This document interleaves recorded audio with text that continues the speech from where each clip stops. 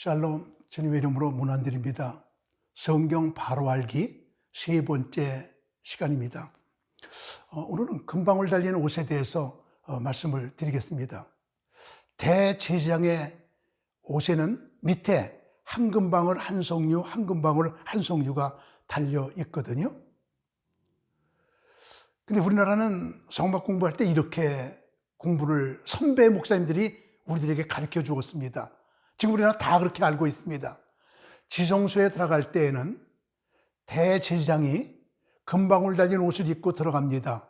금방울 소리가 나지 않으면 지성소에서 대장이 죽은 건데, 지성소는 아무나 못 들어가니까 허리에 끈을 메고 들어갔다가 끈으로 잡아당겨서 대장의 시체를 끌어냈다.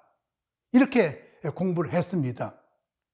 그런데 사실은 잘못 읽고 있는 겁니다.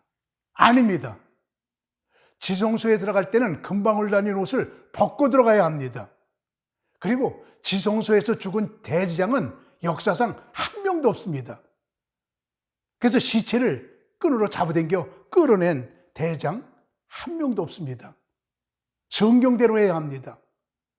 성경은 대제사장은 지성소에 들어갈 때 금방울 달린 옷을 벗고 하얀 세마포 옷만 입고 들어가라고 성경에서 명백히 말하고 있고, 이스라엘 백성들은 모세서부터 지금까지 대제사장이 82명이었는데 82명이 지성소에 들어갈 때는 금방울 달린 옷을 벗고 들어갔다는 사실, 우리 성경적으로 한번 공부해 봅니다.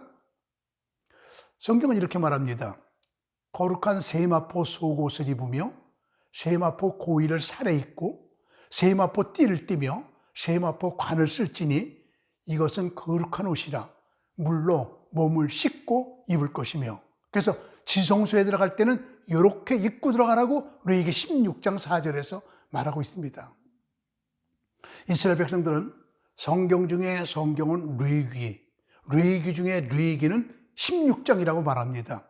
왜냐하면 가장 중요한 사람 대제사장이 가장 중요한 죄사함을 위하여 가장 중요한 곳 지성소에 들어가 하나님을 만나 이스라엘 백성들의 죄를 다 사하는 날이기 때문입니다. 그날은 하나님 앞에 들어가며 세마포 옷만 입고 들어갑니다. 이렇게 들어갑니다. 맨발입니다.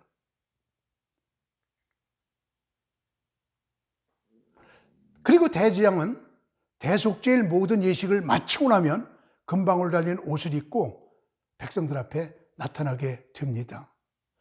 대속죄일에 지성소에 들어가는 옷은 머리끝부터 발끝까지 모두 세마포, 즉 신옷입니다. 그렇게 해야 하는 이유가 무엇일까요? 두 가지 이유가 있다고 성경은 말하고 있는데, 하나는 대속죄일은 모든 백성의 죄를 사하는 거룩한 날입니다. 그런 날 금이 섞인 옷을 입고 금방울을 달고 지성소에 들어가게 되면 죄를 지적하는 마귀가 금송아지를 연상하며 하나님께 고발할 것이기 때문이라고 합니다. 전에 이스라엘 백성들이 광야에서 금송아지를 만들었더랬거든요. 그래서 금으로 만든 옷을 입고 들어가면 마귀의 방해가 있다, 이렇게 생각을 합니다. 그리고 세마포 옷은 흰색입니다. 흰색은 죄 용서를 의미하는 색입니다. 대속죄일은 이스라엘 백성들의 죄를 사하여 달라고 하나님께 요청하는 날입니다. 그런데 금옷은 부요의 상징이거든요. 죄를 연상하는 것이 바로 연상케 하는 것, 그게 바로 금입니다. 그래서 그 옷을 벗고 세마포만 입고 들어가는 겁니다. 방울 달린 옷은 성소까지만 입고 들어갔습니다. 너는 애복같이 받침 겉옷을 그 옷 가장자리로 돌아가며 청색, 자색, 홍색 실로 석류를 수놓고 금방울을 간격하여 달되 그 옷 가장자리로 돌아가며 한 금방울 한 석류, 한 금방울 한 석류가 있게 하라. 아론이 입고 여호와를 섬기러 성소에 들어갈 때와 성소에서 나갈 때, 금방울 달린 옷은 성소 들어갈 때, 성소 나올 때 그 소리가 들릴 것이라. 그리하면 그가 죽지 아니하리라. 출애굽기 28장에 확실하게 얘기해주고 있습니다. 대제사장이 걸어 다닐 때는 금방울 소리가 났습니다.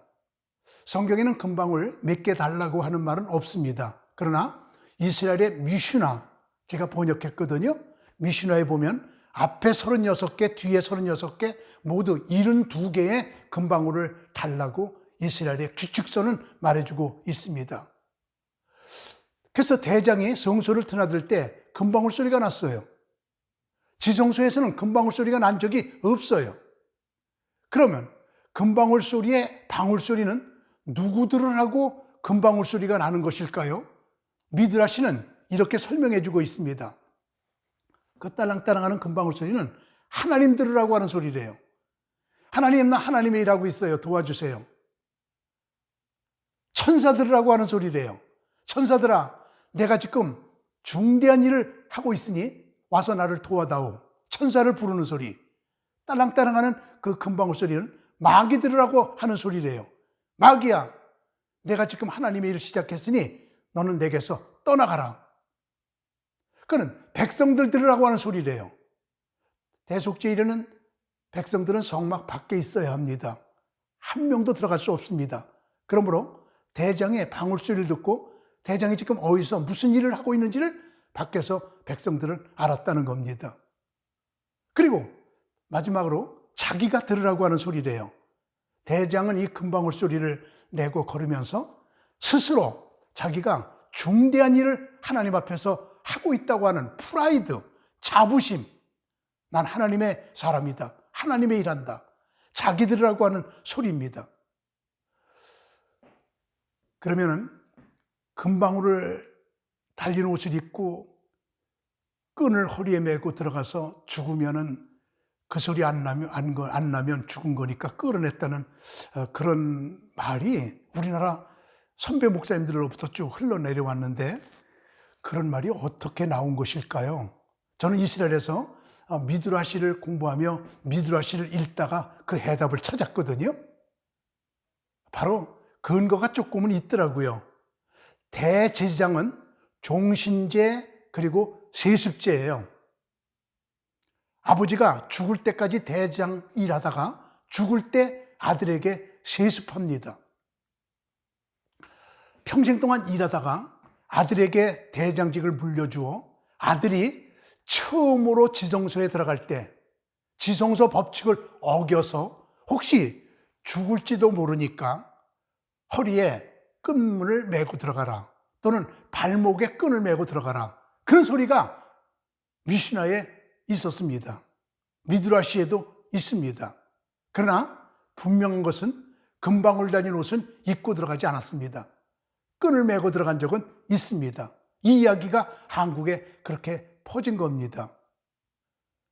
그러므로 우리는 대장이 금방울 달린 옷을 입고 지성소에 들어간다는 말, 그리고 그가 죽게 되면 소리가 안 나니까 끌어냈다는 말, 이런 말은 하지 말아야 합니다. 금방울 소리가 지성소에서 난 적은 없습니다. 샬롬.